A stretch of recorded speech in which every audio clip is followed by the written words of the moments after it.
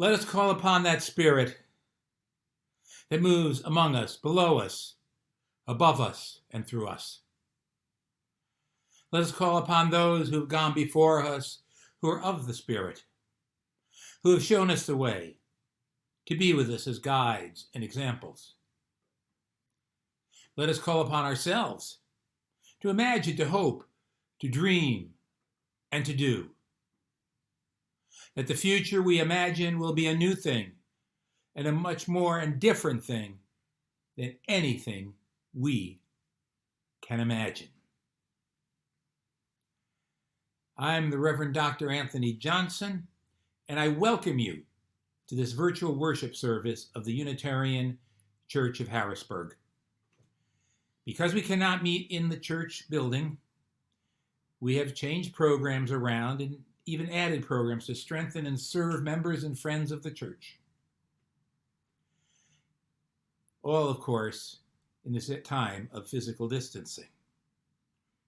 Every Sunday, there's a live virtual coffee hour following the service from 11:30 a.m. until 1 p.m. Please read news you can use and other emails you receive from the church, and please check the website regularly for updates. Please send your joy or sorrow via the link in the email you received and indicate whether you give permission for it to be read in next week's service. If you are a visitor or newcomer, I invite you to explore the website uchbg.org to learn about the church and its many activities. To all watching, I say, whoever you are, wherever you live, whomever you love, whatever you do for a living, you are welcome at the Unitarian Church of Harrisburg. I invite those of you at home to light a chalice or a candle or whatever you choose to serve as your chalice at home. We light this beacon of hope, sign of our quest for truth and meaning, in celebration of the life we share together. Please join me in the words of the unison affirmation.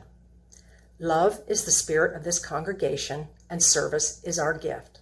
This is our great covenant, to dwell together in peace, to speak our truths in love, and to help one another.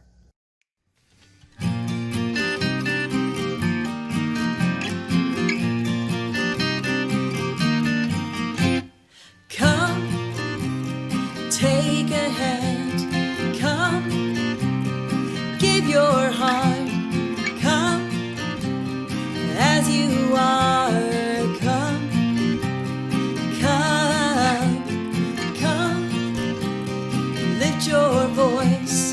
Come, shine your light. Come, now is the time. Come, come. This day we have made with God. Come see what love has done. Come, take a hand. Come, give your heart. Come, as you are. Come, come, come. Lift your voice. Come, shine your light. Come, now is the time. Come, come. As we gather in this sacred place, Spirit meets us face to face. Come,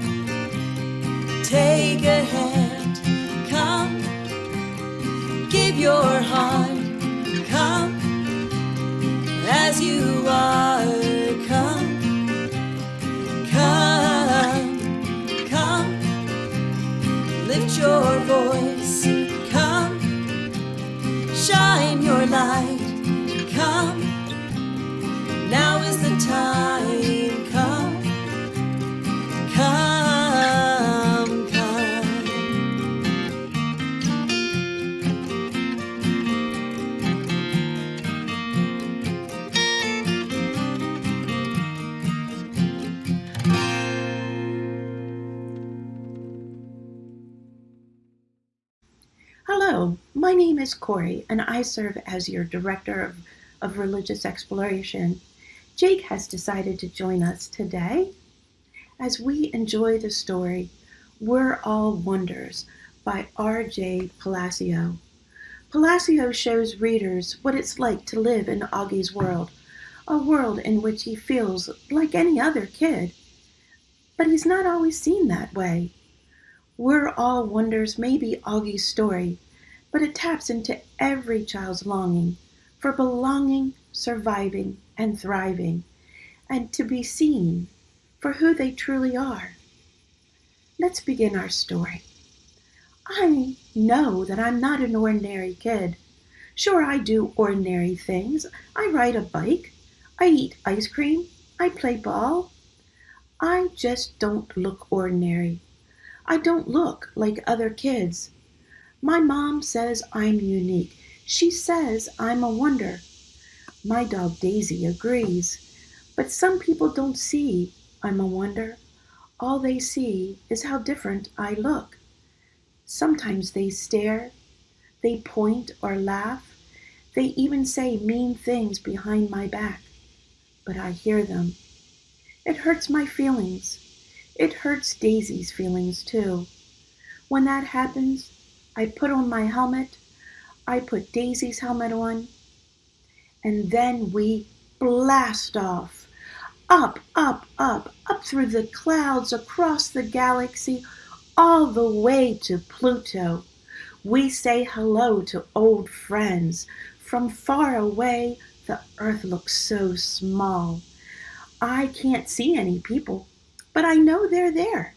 Billions of people, people of different colors, people who walk and talk differently, people who look different than me. The earth is big enough for all kinds of people. I know that I can't change the way that I look, but maybe, just maybe, people can change the way they see.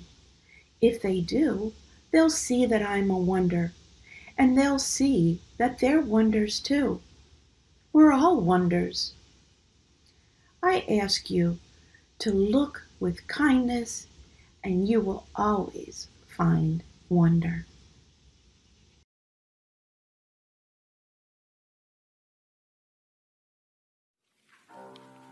You're broken down and tired of living life on a merry-go-round, and you can find the fighter, but I see it in you, so we're gonna walk it out.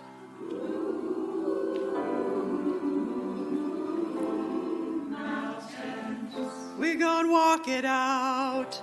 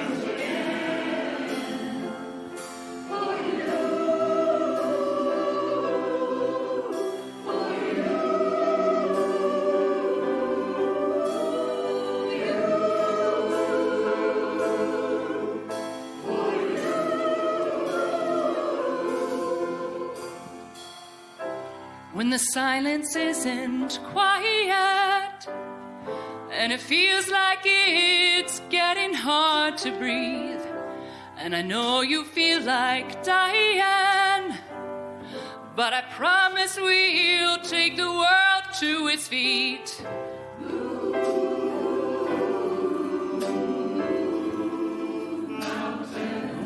Bring it to its feet.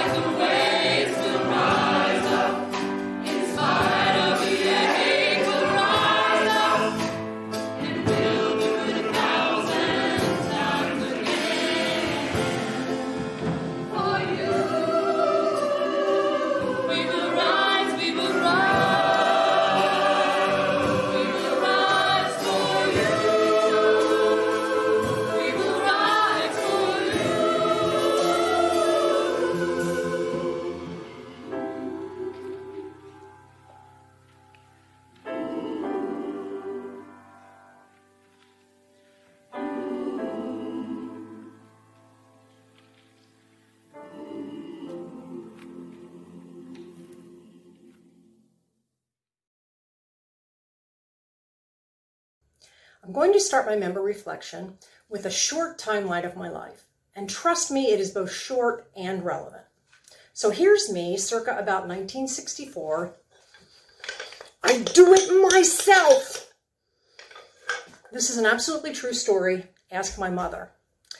I decided that she was taking too much time to get out of bed and make me pancakes, so I took the matter into my chubby little hands.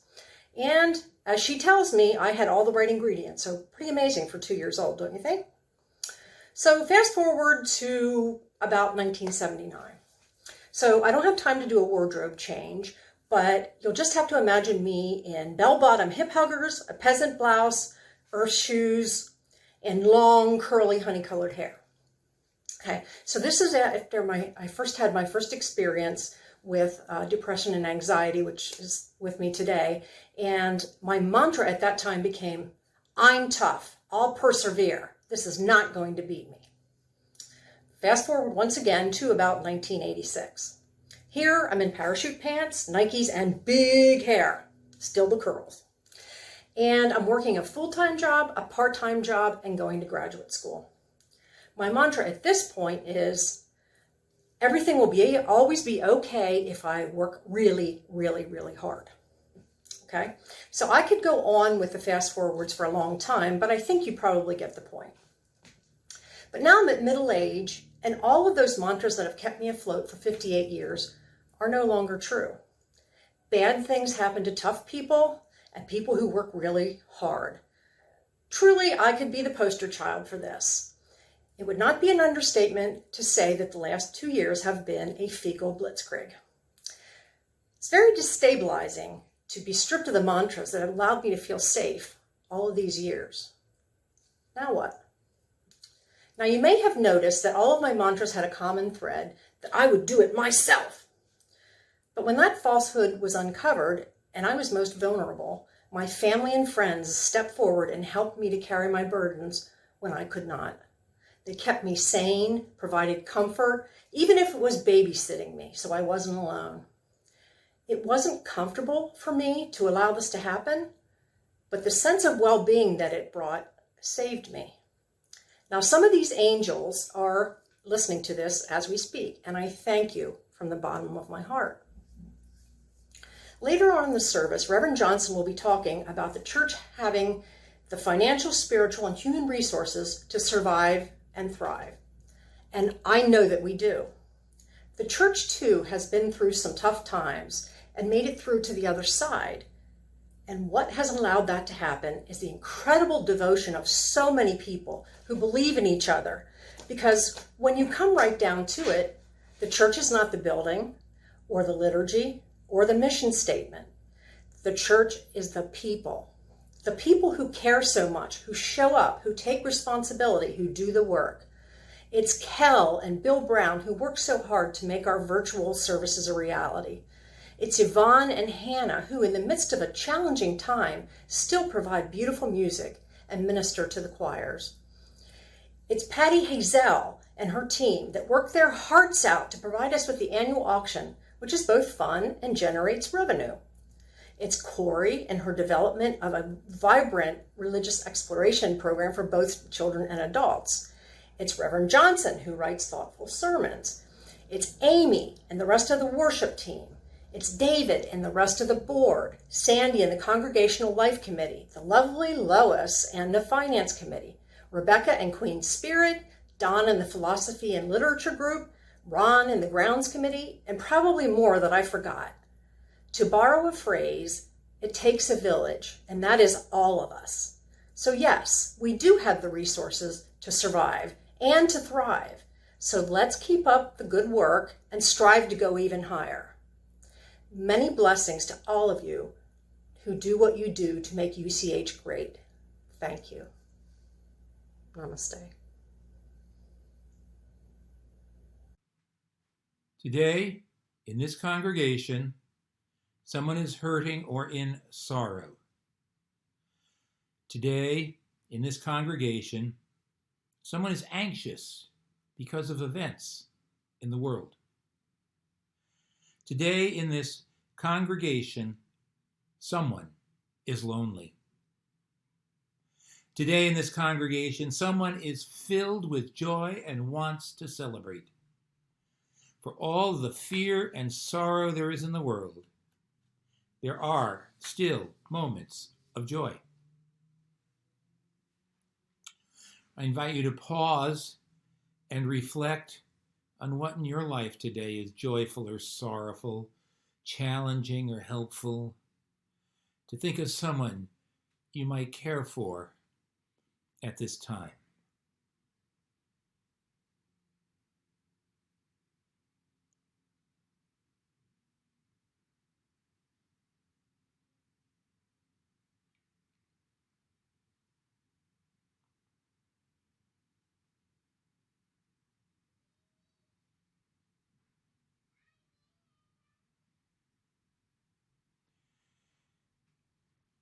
In this church, this is a time of love and trust, love for those who need love, and trust in the continuity of life. When there is birth, life goes on. When there is death, life goes on. When there is joy, life goes on. When there is sorrow, life goes on. May we always live in trust and in love, that all joy might be shared and all sorrow might be comforted. Amen. Blessed be.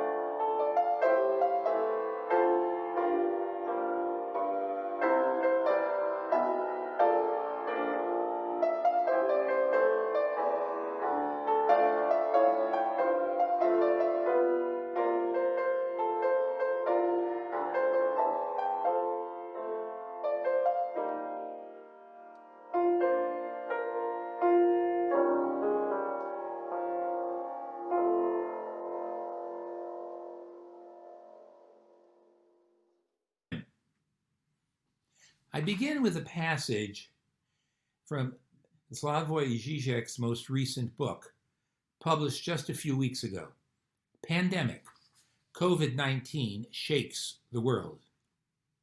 Žižek writes, recall the second murder of the detective Arbogast in Alfred Hitchcock's movie Psycho. The murder is a surprise, even more than the notorious shower scene. The stabbing in the shower is a totally unexpected surprise.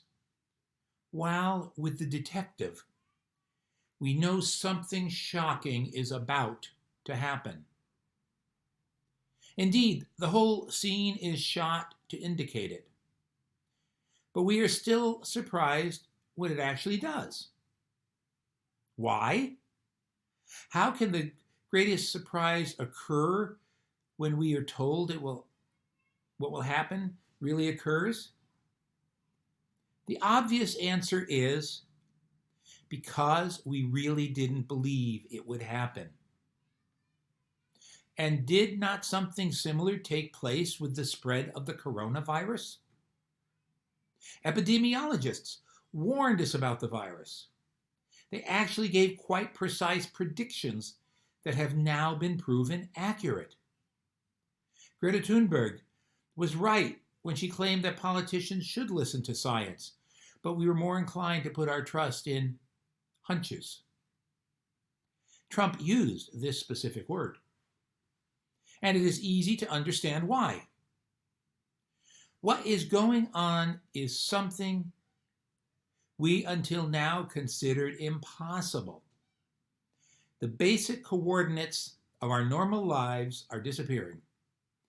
Our first reaction to the virus was to regard it as just a nightmare from which we would soon awaken.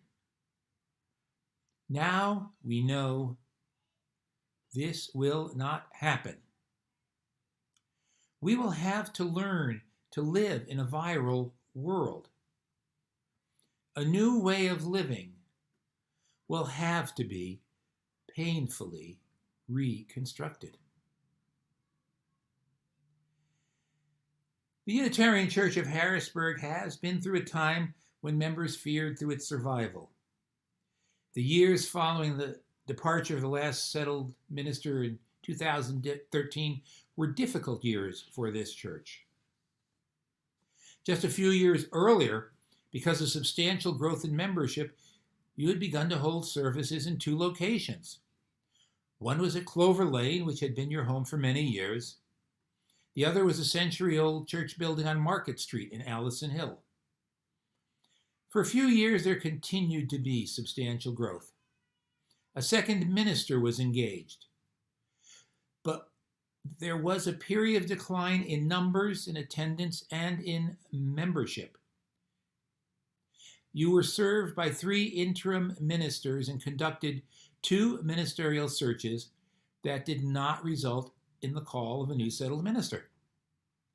You went from a growth mode to a survival mode without a second minister, and that was the mode you were in when I arrived 2 years ago. You had 2 buildings and were running a serious deficit.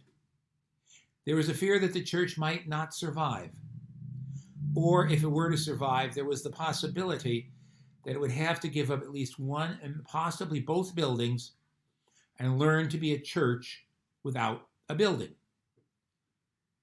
When I arrived, the Congregational Life team was leading small group discussions on the question, what would the church look like without its buildings? By the conclusion of my first year, you made the decision to sell the Market Street building. Due to the goodwill of many members and the work of leaders of the church, this transition happened without a split, but not without disagreement or disappointment. And the church consolidated at Clover Lane. A few members for whom Market Street was their church left. But you know what? Had you sold the Clover Lane building and consolidated at Market Street, there would have been a loss of members for whom the Clover Lane building was their church. The 6-year decline in membership numbers continued another year, but then, this past winter and spring, the church's membership numbers began to turn around. You had gotten through the time when survival was the goal. And then came the pandemic, and a different question of survival. It was not a question of the survival of the religious community. It was a question of the personal survival of many individuals. At the beginning of the pandemic, in the first virtual service on March 22nd, I spoke of 4 states that the people of the church were in: fear, uncertainty, anxiety, and a sense of powerlessness. As Zizek stated, we are no longer bound by the coordinates, the basic coordinates of our normal lives. And while under the pandemic we may have adapted and developed new routines, the threat of the virus is still real. Lost jobs have not returned. Individuals are still getting sick and dying. We are still living with fear, uncertainty, anxiety, and a sense of powerlessness. Fear. Given the unknowns about the long-term course of the virus and the fact that it can be fatal, there is good reason to be fearful. The future is going to be different, very different from the recent past, which was already for good reason fearful for many among us. And that is cause for fear. Try not to let the fear dominate your thinking, but do not ignore it. Fear can be a prod to action and, just as important, a prod to understanding. We know what we can do to protect our health and the health of others. Uncertainty. We do not know what will happen next. We know more than we did before, but we still do not know what will happen next. But we know some of the things we can do to make the situation worse than it might be. This gathering is one of the things we are able to do to mitigate the damage of the pandemic and keep us spiritually healthy. Worship, whether in person or virtual, is an anchor for our lives. So is coffee hour. Even if it is less free-flowing on the screen than it is in the common room at Clover Lane. Anxiety is a response to situations that a person cannot control and may not even understand. This is often the case when we experience fear and uncertainty. Anxiety is a perfectly understandable response to the unknown and the fear we face. Anxiety can feel so great that it is paralyzing. And sometimes anxiety is so great that we're uncertain how to act, even with good knowledge of an understandable and even positive location from which we can act. If you feel paralyzed by anxiety, please get on the phone to someone you trust.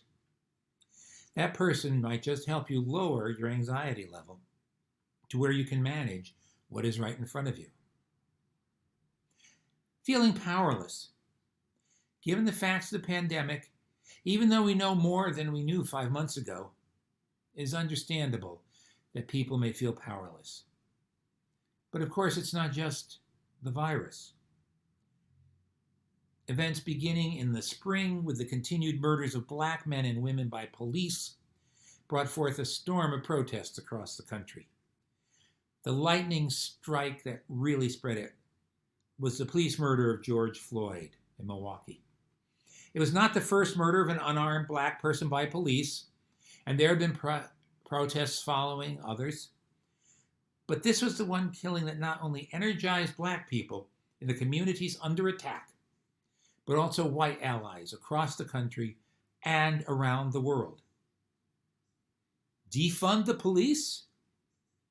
Some politicians said yes, but are now hedging their bets on that promise. But budgets have already been shifted in several cities. Money from policing to social services and peacemaking. This is a time when the power of the medical and political threats we face is great. Even when there are horrible political actors in power, as is the case with our current national administration here in the United States, we have the power of the ballot, and we will not let them steal it from us. If they try, this summer's civil uprisings will look like playground spats by comparison. The actions we've taken to date have demonstrated the power that people have. The actions you and I have already taken declare that we are not powerless, and we should not ourselves be fooled into thinking that we are. There are situations where we truly feel powerless. In spite of all precautions and good medical care, people get sick with the virus and people will die. Late in the spring, Gercel Henry, a singer whom I'd known for more than 20 years, died from COVID-19. This past summer, the older brother of a former colleague in affordable housing and tenants' rights work, the older brother died from COVID-19, passing just as my colleague, the colleague's wife, and their daughter had just said goodbye to him over the phone. Where the powerlessness feels the worst is in these personal situations in which people die alone and families and friends cannot even schedule a service to help them mourn and ease their pain. We can face the fear together, even when we are physically apart. We can find ways to give lives shape in the face of uncertainty, even if it would be easier if we could just see each other face to face and touch hands or hug.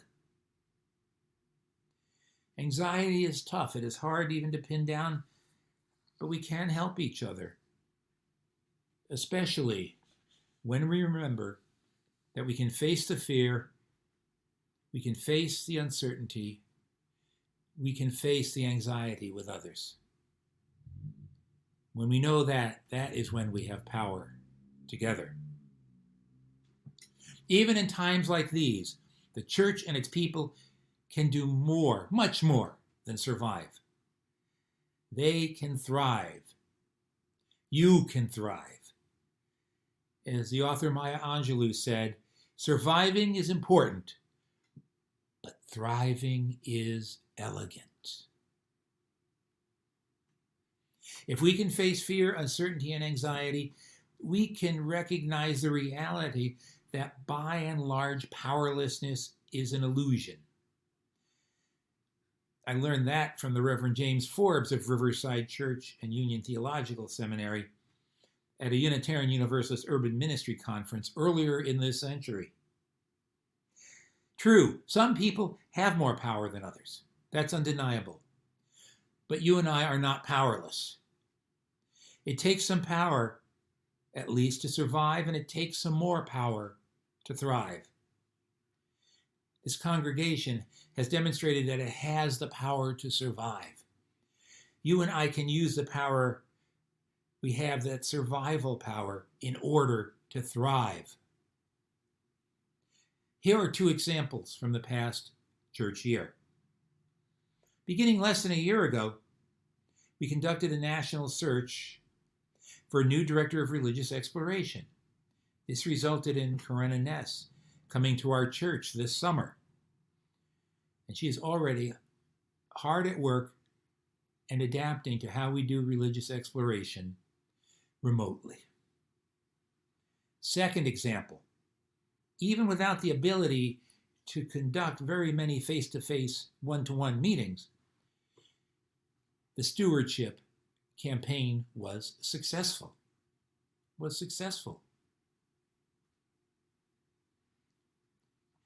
When the pandemic forced the building shutdown and the cancellation of services and meetings, several of us were we're in the process of discussing how to shape and launch a new ministry of outreach in the city of Harrisburg.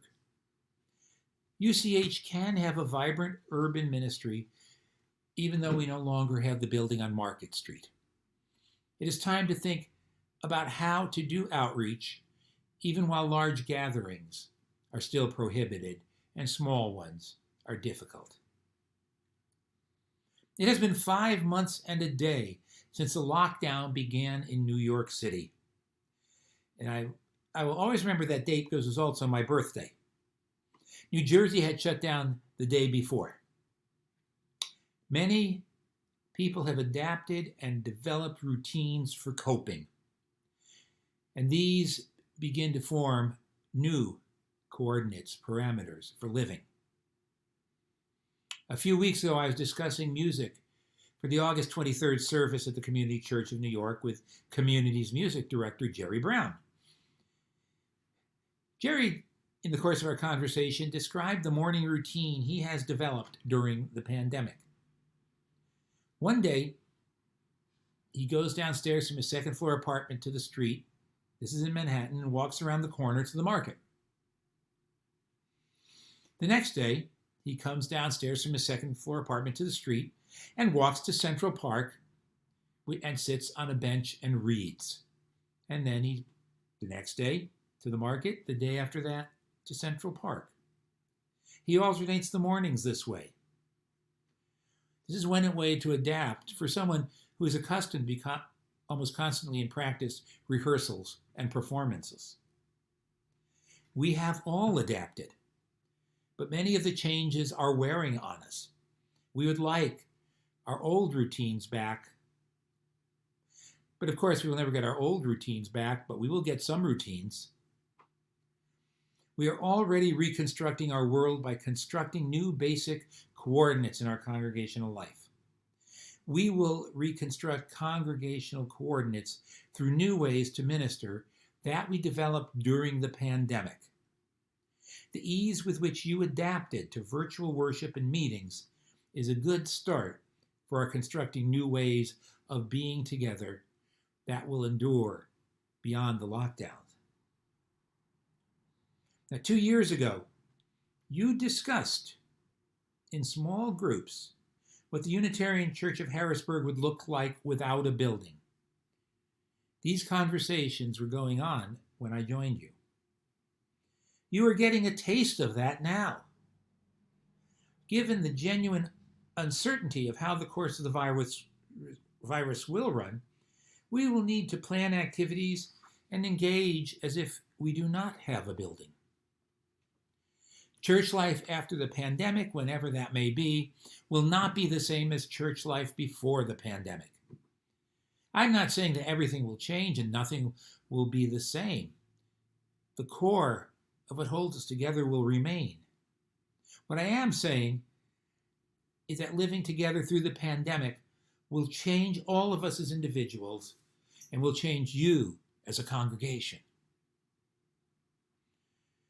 And because of unemployment on the heels of pandemic and the recent expiration of much of the aid offered under the CARES Act stimulus package, a national wave of evictions is likely to follow the wave of infection.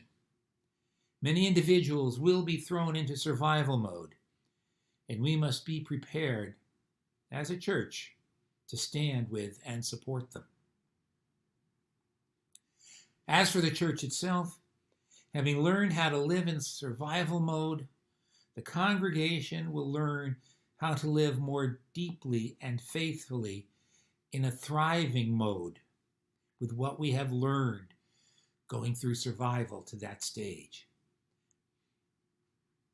And we will be able to support those within the church and outside of it who are still struggling to survive. You have begun the search for a settled minister, and you are in a good position to succeed in that search and begin a new period of growth.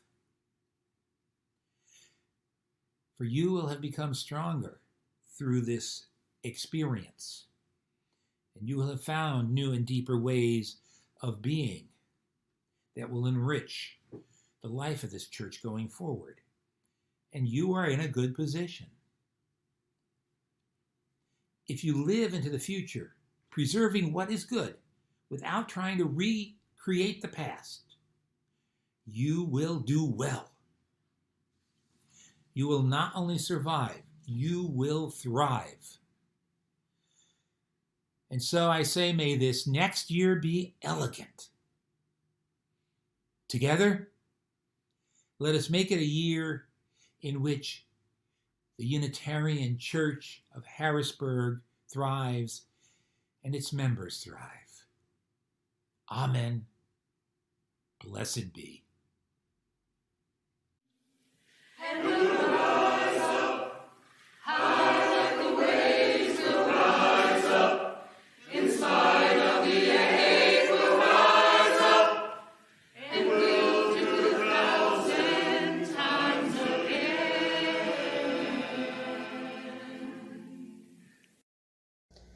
Even as you are separated and sitting in your own homes today, the Unitarian Church of Harrisburg is still a freely gathered church of free people.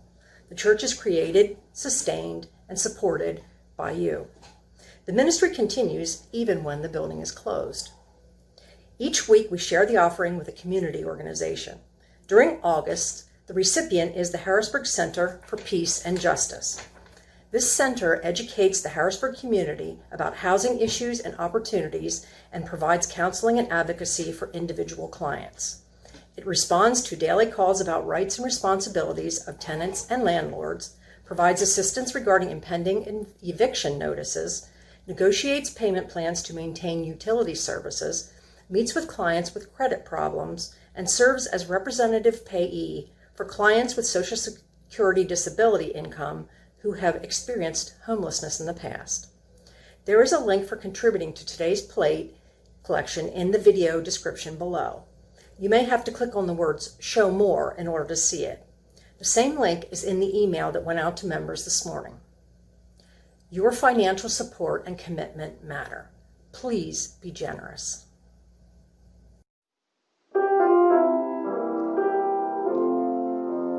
From you I receive, to you I give. Together we share, and from this we live. We begin a new church year together in the midst of pandemic. So there's two parts to this call. One is to re-enter joyously into the life of this liberal religious community that is precious to each of its members and friends and many of its neighbors. That is precious to me. Enter joyously into the life of this community. But in light of the pandemic, act with care and prudence and caution, concern for self and others. Staying healthy is one of the most important things we can do. And yes, things are opening up a bit and easing up a bit, but we're still being warned that there could be a second wave. And if opening up goes too quickly, we can bring that on. So let us go forth joyously, and let us go forth prudently, and mixing up that into a kind of enthusiasm in which we reconstruct our way of living in a way that is joyful and successful and sustainable in a changed and changing world, and is also, in the words of Maya Angelou, not just important as surviving is, but elegant as thriving is. Elegant, pleasingly graceful and stylish, pleasingly simple. Let us be graceful, stylish, prudent, forward-looking, and remember to keep things simple as we keep moving forward, so that we may live well together in this time of pandemic and begin building what will carry on beyond it. Amen. Blessed be.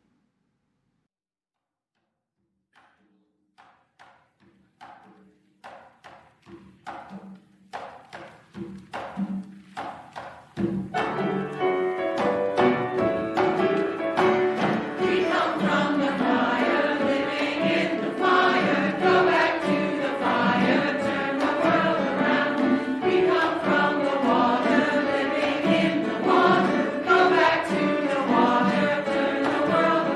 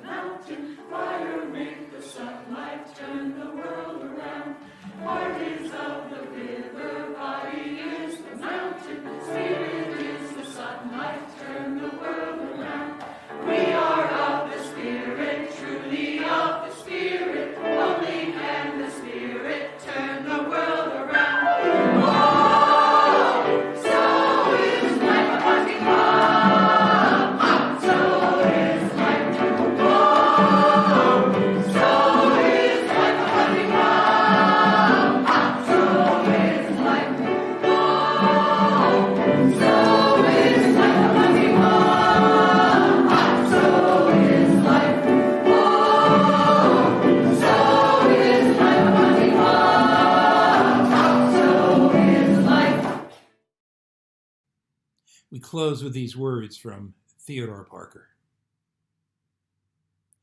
The hour's a religion which, like sunshine, goes everywhere.